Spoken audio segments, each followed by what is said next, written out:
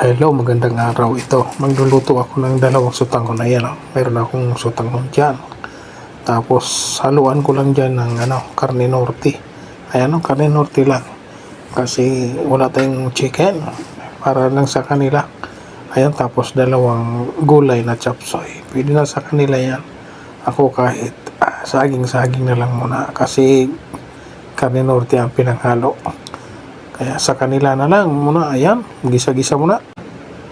Ito, gisa-gisa muna. Gisa muna ng sibuyas. Tsaka ilang pirasong bawang lang yan. Ilang butil, dalawa lang yata. Okay, tapos lagay ko ng karne norte. Yan, simpleng-simpleng ulam lang. Gisadong yan. Gigisa ko lang karne norte. Lalagyan ng gulay at siyempre sutanghon para dumami. Ayan, pwedeng-pwede na para sa pamilya. Tayo tagaluto. Tapos lagay ko yung mga nahalo doon na medyo matigas na gulay doon sa chopsoy na nabili sa palengke. Meron kasing mga ready na nakabalot-balot na. Ayan, gisa ko lang yan. Sabay-sabay na sila dyan. Tapos lagyan ng konting asin. Konti lang ang asin para hindi naman sobrang alat.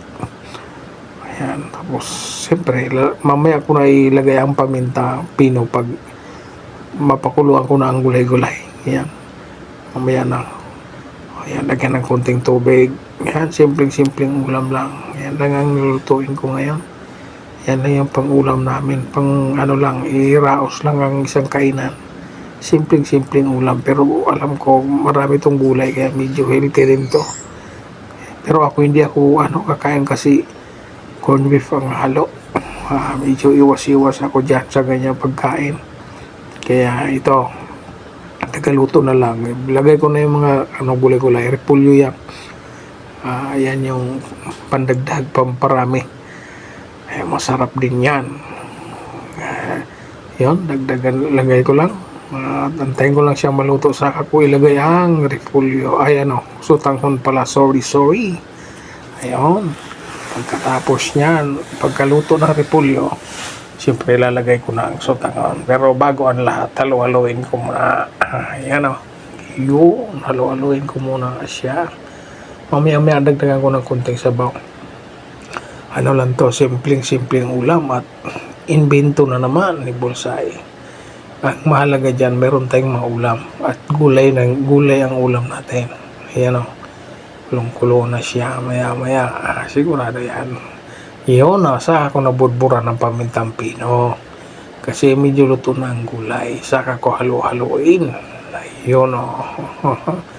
Maya kunti lagay ko ng sutanghon. Para pagluto ng sutanghon, siyempre kainan na. Kasi ang gulay medyo luto na yan. Medyo mampis na yan. Konting tubig para dumami ang sabaw. Pero matutuyuan kasi yan pag may sutanghon na.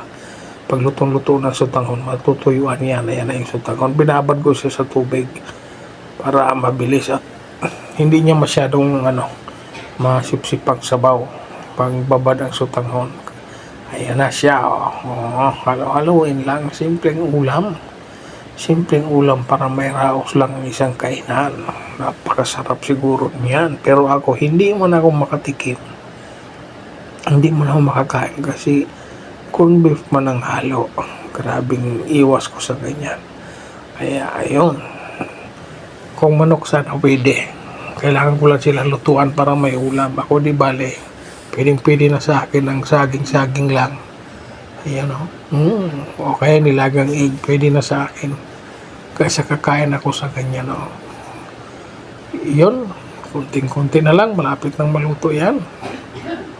Lutuin ko lang ang sutanghon. Pagkaluto niyan, solve na. Pwede na silang kumain.